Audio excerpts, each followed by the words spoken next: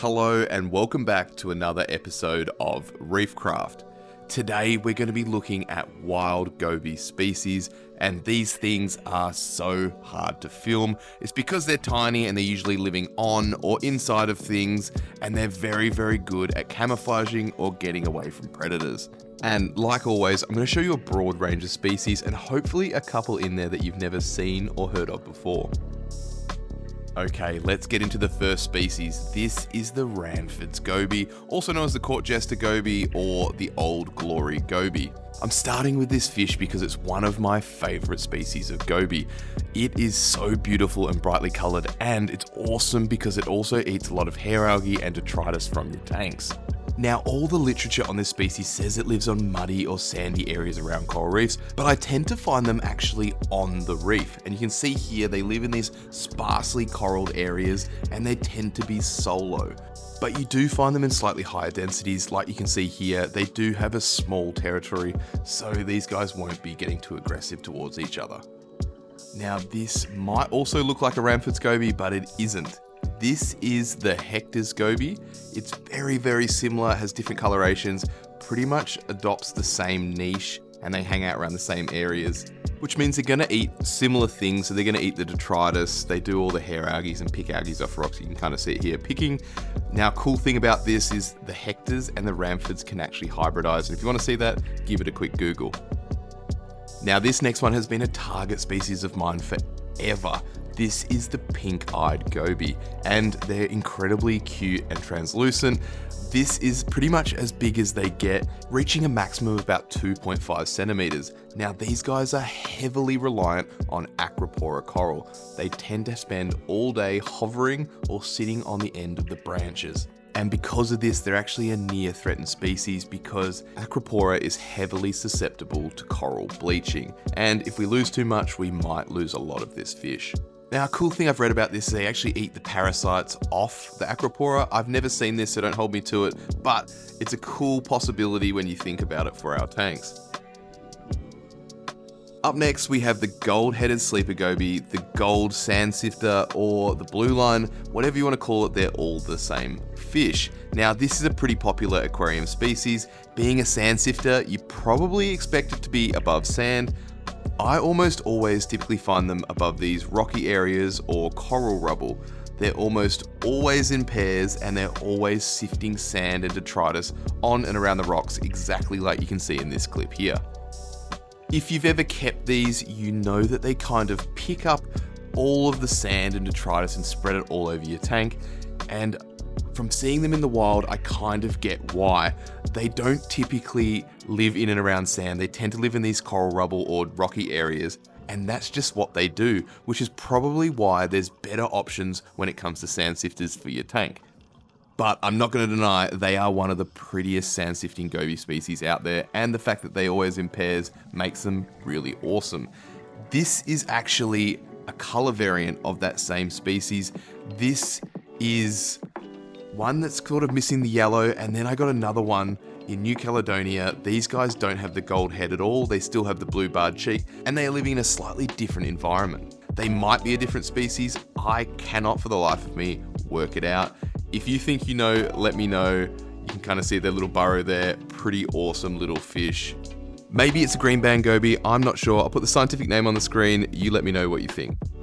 Sticking with the theme of Sandsifter gobies, next up we have the Valenciennea longipinnis. Or you might know it as the pink line goby, the longfin goby, or the Ocellate Glidergoby. This shot here is actually pretty weird because I don't typically find them by themselves, and you'll see the rest of my footage is all in pairs. They tend to inhabit the shallower areas of the reef, typically parts of the lagoon where it's seagrassy and coral rubbly. That's because it's perfect for them to construct their burrows, and you'll see this one shooting into their burrow now.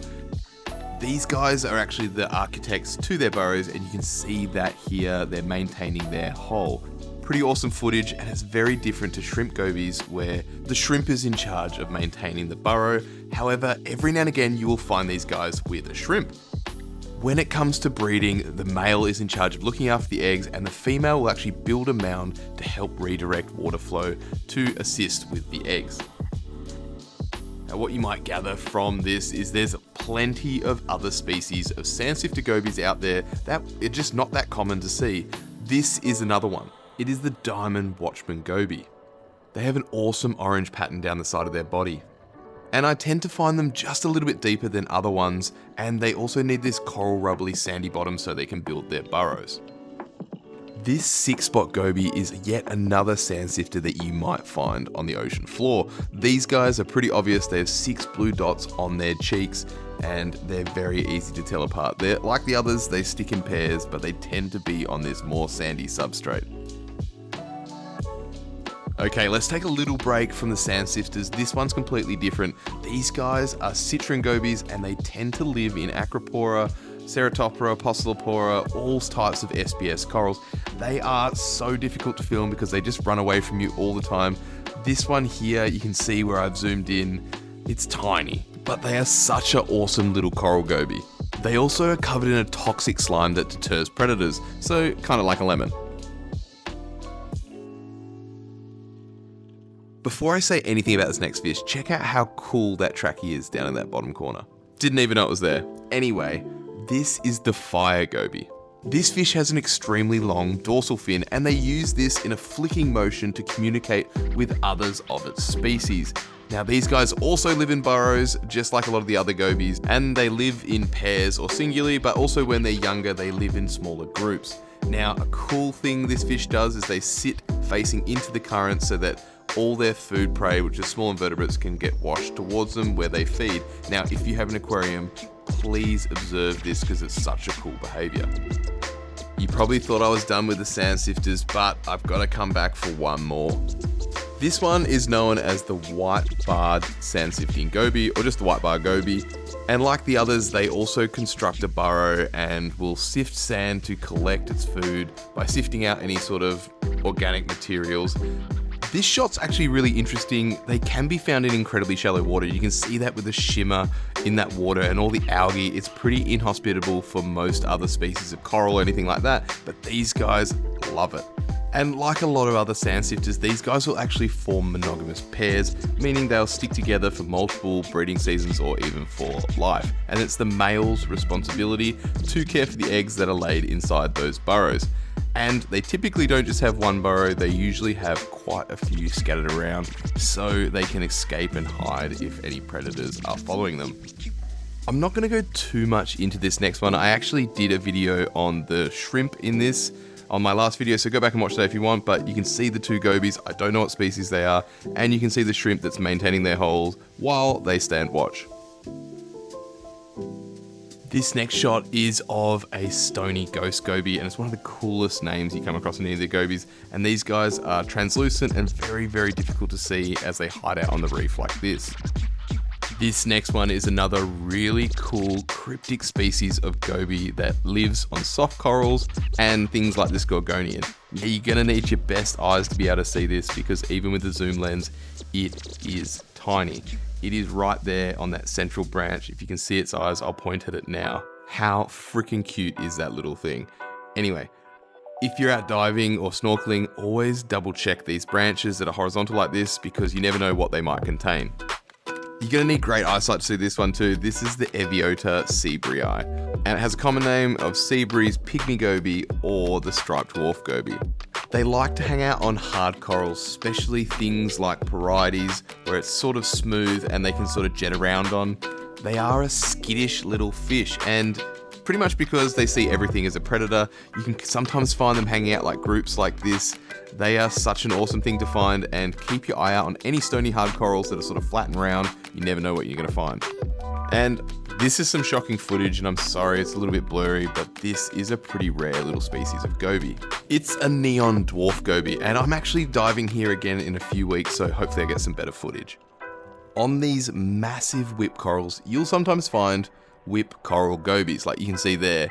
These whip corals in this area of the Great Barrier Reef were massive. I mean, look at the size of that. It's stretching almost up to the surface of the water.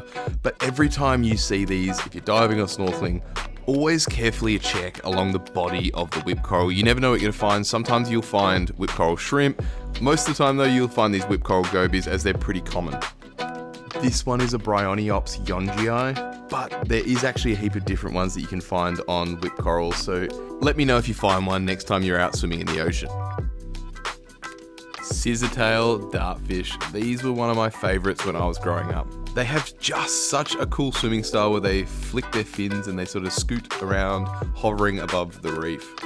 What they're actually doing is they're wading in the water column in these sort of areas with a little bit more flow, waiting for food to drift past so that they can eat it. And they eat things like the small invertebrates that you find drifting around in the currents. Alright, this is the last of the Pygmy Gobies I have to show you today. This is the ring-eyed Pygmy Goby.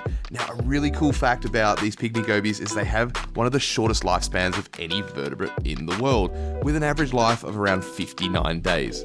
Crazy. Now, what's on this really cool sea tulip is going to blow your mind. Now, technically, it's not a goby. This is an eastern cleaner clingfish. And I had to add it because it's one of those fish species that does not get enough attention for how cute it is, for how little it is, and how colourful they are. And it's in their name. One of the coolest things about this fish is it clings to things. It'll cling to fish, it'll actually clean them, it'll cling to sponges, corals, everything you can find. They sort of just rock up everywhere. I actually love pointing these out to people that have never seen one before because they sort of just blow people's mind that this sort of fish actually exists. And I think it's criminal that they aren't more well known. So spread the word.